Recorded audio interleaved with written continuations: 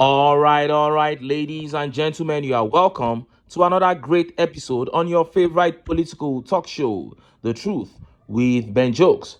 Now, the people in the Tinubu cabinet are so bad, so terrible, that even they themselves cannot believe how bad they are. Now, look at this. Adamant Najatu insists Ribadu labeled Tinubu most corrupt as EFCC chairman. Now, this lady on your screen made a video. She made a video demarketing Tinubu. She was telling Northerners to rise to reject Tinubu. And in the video, she said the Northerners who are working with Tinubu right now are all greedy people who must be ignored because they are only there for themselves. And then she specifically mentioned the present National Security Advisor, Nuhu Ribadu. She said when Nuhu Ribadu was EFCC chairman, Nuhu Ribadu said that Tinubu was the most corrupt governor ever in the history of Nigeria. She said, but today, Nuhu Ribadu is working for that same Tinubu. And the video got to Ribadu. Ribadu became so angry and he ordered that the woman be arrested. And the woman was arrested, but she stood her ground and said, Ribadu, you said this. Now, this is common knowledge. Everybody who followed Nigerian politics when Nuhu Ribadu was chairman of EFCC knows that one of the most popular things Ribadu said at that period was that Tinubu was the most corrupt governor in Nigeria and that he was going to bring him to book. And now he's denying that he said that, meaning even he, Ribadu, cannot believe his level of hypocrisy, to the point that El Rufai came out to mock him. Look at this. El Rufai has suggested NSA Ribadu might be suffering memory loss over alleged past criticism of Tinubu. El Rufai is saying maybe Ribadu is now losing his memory because this was something that you said that the whole country knew about. The bottom line is that he, Nuhu Ribadu, cannot stand the shame and the humiliation of selling his soul for money. And few hours ago, another shameless member of Tinubu's cabinet, WIKE, began begging Nigerians to be patient with the Tinubu administration. And just as Nigerians were yet reacting to that, what I describe as one of the most shocking and unreasonable updates in the last 10 years came out of the National Assembly. When you see these updates, you will know why this country is in the mud that it is today. Before I show you details of these top stories and how Nigerians reacted, let me quickly show you this video. Watch how former APC governor of Ekiti State, Kayode Fayemi, apologized to Nigerians for removing Jonathan using dirty politics and lies, and then their party, APC, came in and made the people's lives 10 times worse. See the video. You and a lot of people are still making comments about what you said, about what you did to get Jonathan out of power. Indeed, looking back, is there an apology to be made to the Nigerian people? Oh, clearly, we all have reason. We must apologize to the Nigerian people. We have not succeeded in achieving everything we promised to Nigerian people. And that's not just because we were incompetent, but because there were other structural impediments that have made things more difficult for us. But clearly, we haven't done enough to make life abundant for the Nigerian people. And for that, I clearly would not hesitate to apologize to the Nigerian people for that. We can do a lot more. It's a clear failure of the political an apology, well, it may give a feel-good factor, but feel-good vibes or feelings, but that's not really what we need. We need to get our act together, all of us who consider ourselves leaders in that space, because if we don't, the risk we run is higher than the returns we're going to get. And for me, I have been extraordinarily fortunate, I must admit. I've stood on the shoulders of giants. I was brought up by the Enaoros, the Hajashis, the Wole Soyinkas of this world. They were the ones who lifted me up as a young man when I started on this journey. And I have a duty, which is why my wife and I have decided to set up a man line and say, I have a duty to the youth of Africa to find a way to enable them to become better actors than I have been. You heard that. Now, let me give you the background story to what we are seeing in that interview. Former governor of Ekiti State, Fayemi, and his wife have started something like an NGO, and it is aimed at teaching Nigerian youths and indeed the youths of Africa how to be good leaders. So Sheun asked him about a video where he confessed to joining his fellow APC governors to lie to Nigerians in order to demarket Jonathan and get him out of office. Now, he personally carelessly made that confession in that video that they lied, told heavy lies about Jonathan just to demarket him and get him out of office. The video went viral sometime last year. So now he wants to open a new phase of life. He wants to become a good man. So he's apologizing for the sins he committed with other APC members to get Jonathan out of power. It's not that easy, Mr. Fayemi. Do you know the impact? Do you know the consequences of those lies you told? Is that same APC not in power today? Do you know how many lives you destroyed? Do you know how many destinies you cut short with those silly lies you told just to get the man out of office? You were governor, you did so many fake projects, you amassed billions for yourself. Now you want to retire with your wife, with an NGO. You want to wash the stolen money. No, we will be here to expose you. You were a corrupt governor under the APC because the entire party itself is corrupt. So don't think you can change now and give yourself a new name. No, you remain that corrupt, evil man of the APC. Next video here further shows the unwillingness of the political class to solve the real problems of the people. Now, for many years, the people of Ogoni have been crying out for a cleanup of their environment. Ogoni is a region of oil exploration in Rivers State, and as such, their environment has seriously degraded and they have been ignored by successive governments. Recently, instead of moving in for a real and proper cleanup and salvation of the Ogoni land, Tinubu decided to go political by approving a federal university in Ogoni. And this chief is saying a federal university is our right. It is not the issue now. We are looking at a proper cleanup of this environment so that the people can live their normal lives. See the video. Going forward, the governor, the president has said there will be a university to be instituted or located in Tai. That is an initiative. It's an effort from this government that we show the people of Ogoni land that we mean well. But beyond that is also the issue of justice. What would you say would be an effort that will speak justice to the Ogoni people, especially for what the likes of Ken Saro-Wiwa has faced over what has become an injustice served on the people of that place? Now, you talked about establishing university in Ogoni land. Universities have been established in all parts of the country. Were those universities established to address environmental injustice? Not necessarily. And so establishing a university in Ogoni land is not the same as addressing environmental injustice and other form of injustices that the people of Ogoni have suffered. You heard that. The people are talking about marginalization and environmental degradation. And you are going ahead to say that you have approved a university for them. Does that solve the problem? And this is the same thing this administration is doing in all aspects. People will be talking about inflation and unemployment. You roll out bags of rice, that they should give them rice. People will be talking about kidnapping. You roll out rice. They'll be talking about, the depletion of infrastructure across country. You will say they should give them rice. Now, somebody is talking about environmental degradation and you are approving university for them. They are saying their environment is not suitable for human habitation and you are establishing a university to send in more people there. What a shame.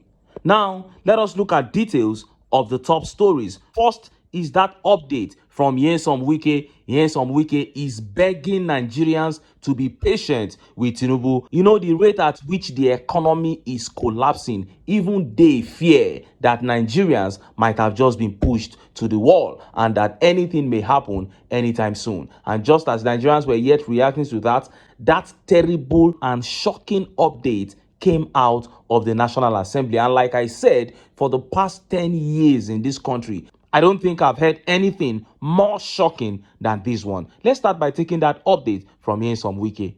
Look at how the papers reported it. Be patient with Tinubu. He means well for Nigeria. WIKE tells Nigerians. FCT Minister Nyesom WIKE has assured Nigerians of better days ahead under Bola Tinubu's administration. WIKE, who was in Ibadan to commiserate with Oyo State Governor Seyi Makinde on the loss of his elder brother, asked the citizens to be patient with Tinubu. According to the minister, Tinubu means well for Nigerians as the policies initiated by the current administration were designed to achieve results. On the current state of the nation, I would just say that people should be patient. But this country was something else a few years ago.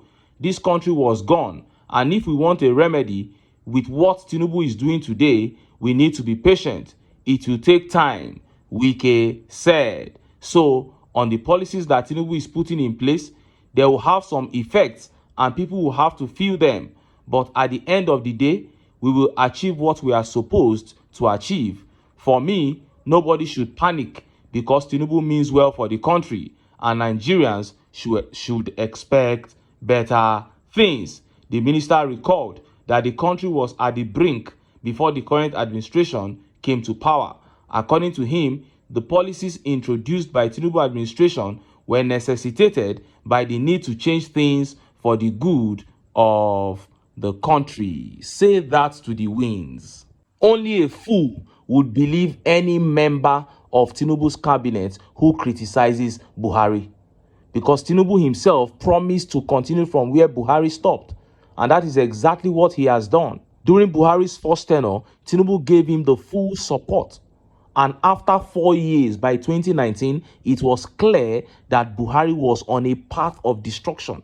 It was clear that he wanted to completely finish Nigeria. But what did Tinubu do? He still backed him. He still gave him his full support in 2019. So what are we talking about here? There is no way you can try to separate Tinubu from Buhari's failure. It is impossible. He said he was going to continue from where the man stopped. And after just about 19 to 20 months in power, it has become clear that Tinubu himself is even worse than Buhari, because he has borrowed more in less than 2 years than Buhari borrowed in 4 years. So what are we talking about here?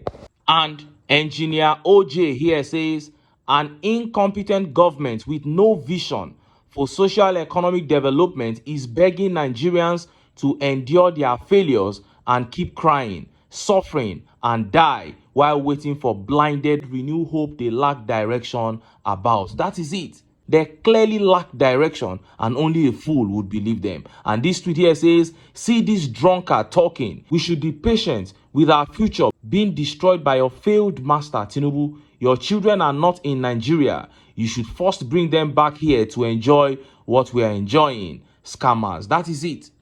A man whose entire family does not live in Nigeria, a man who is feeding fat on the national treasury, is telling you to be patient.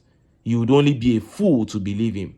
And just as Nigerians were yet reacting to that shocking update from the National Assembly began making the rounds. Look at how the papers reported it. Nigerian House of Reps Committee proposing creation of Ibadan, Lagun, Aba, 28 other additional states, Sahara reporters.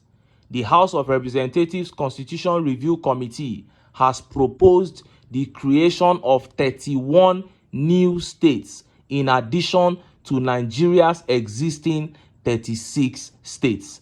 This proposal was detailed in a letter to the House of Representatives, which was read during plenary by Deputy Speaker Benjamin Kalu, who presided over the session in Abuja.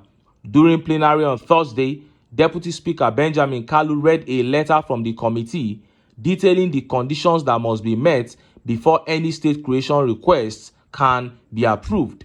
According to the letter, the proposal includes 6 from North Central, 4 from Northeast, 5 from Northwest, 5 from the Southeast, 4 from the South-South, and 7 from the Southwest. Among the proposed states are Okun Okura and Confluence, Benue, Ala, and Upper FCT states, Amana, Katagum, Savannah, and Muri. Others include New Kaduna and Gujarat, Tiga and Ari, Kainji, Etiti and Orashi, Adada, Olu, and Aba. Further proposals feature Ogoja, Wari, Ori, and Obolo Torumbe. Specifically, in accordance with Section 8.3 of the Constitution, the outcome of the votes of the Senate House of Assembly in the referendum must be forwarded to the National Assembly for fulfillment of state demands. You heard that. So basically, the House of Representatives have proposed that Nigeria should create 31 additional states plus the 36 or the 37 that we already have. 36 plus 31, that is 67 states. That is what they are proposing. And they will now send it to the National Assembly to see if those ones will approve. Now, whenever you talk about state creation, there will always be people that will agree with the principle of creating more states, because they feel that it is just one way that, immediately shares allocation. It immediately ensures that the dividends of democracy gets to a larger number of people, because now instead of 36 governors, we will now have 67 governors. Then all the governors will have aides, they'll have commissioners. By so doing, allocation will be shared and the money will get to more people. But this is the poorest form. It is the poorest form to rely on for nation building. It is the poorest form to rely on for spreading of resources, to the common man. It means we should keep dividing until we get to a point where every human being will become a state so that resources can reach them. Is that going to happen? No. So it is a lazy way for people who don't want to fix their country. State creation is not bad in itself. But where have you ever heard in the world that you have 36 states and all of a sudden somebody is proposing that they should create 31 more? Not 5 more, not 10 more, 31 more. You are doubling the number outrightly. For them to even allow this kind of thing to be read on the floor, it shows that those people, their brains are dead. The people there, they don't think. No critical thinkers there. So you are telling me the only way now we can ensure that dividends of democracy gets to the common man is to turn every Nigerian to a state. The states that we have presently are grossly underperforming. How many state governors can beat their chests and say they are doing well? And you are saying you want to create 31 more. And look at how Nigerians reacted. Let's take some of the tweet reaction. Tunde Bakri here says, how will this be funded? More states House of Assembly, commissioners, senators, representatives. Are we mad? More pocketicians. That is it. You are just trying to breed more problems for this country. And this tweet here says, America, with 9 times the landmass of Nigeria, only has 50 states. But Nigeria wants to punch above its weight when the existing states can barely survive without being spoon-fed. That is it. And Olaoluwa here says, they are stupid and useless for that matter. That is it. And Dan Larai says, they are just eating free salary and allowances for nothing, because you don't have any important issue to discuss. All of them just decided that there should be more states. The 36 states plus FCT, what development and achievement can you all boast for as representatives? Useless people, what have you done in your respective states? What impact have you put in? Can you go to the constituencies that you represent now and walk freely without bodyguards, without police officers and soldiers? Can you do that? I can bet you none of them can try that, because they are all criminals. If they do that, the people will mob them. But now, after feeding fat off the national treasury, they just sat down and began thinking, they are just doing permutations. What can we do to excite the people? not to really touch lives. But this is the APC. Everything is controlled by the APC. So I don't expect anything different. They have come to steal, to kill, and to destroy. And that is why we keep telling Nigerians that for us to still have a country at all in the near future, we must come together, put our sentiments aside, and unite to kick the APC out of power. But until then, make I still enter town. Make I go get some ogbonge political news wey una go like. Why? Because of una I dey here, so don't go away.